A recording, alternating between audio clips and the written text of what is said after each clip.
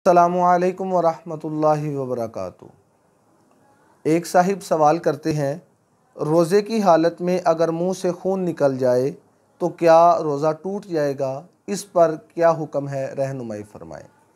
माशाअल्लाह, भाई ने बड़ा अच्छा सवाल किया है।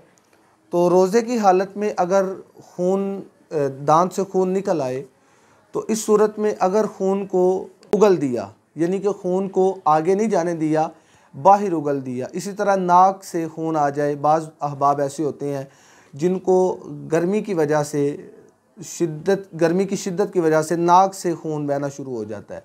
तो अगर किसी को दांत से खून निकल आए या नाक में, जिसे हम नकीर कहते हैं, नक्सीर फूट जाए, तो ऐसा करने से अगर तो खून बाहर उगल दे, बाहर निकाल दें, तो हलक से नीचे ना जाए, हलक तक ना पहुँचे, तो इस सूरत में रोज़ा फासिद नहीं होता, रोज़ा नहीं टूटता, रोज़ा बरकरार रहता है।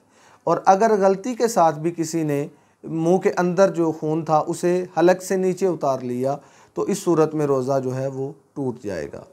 तो जब भी मुंह से, दांत से कभी खून निकले या नाक से खून निकले तो इसका बेहतरीन तरीका ये है कि उसे बाहर उगल दिया जाए, ना कि निगल लिया जाए। तो उम्मीद है आपको इस मसले की बखूबी समझ आ चुकी होगी।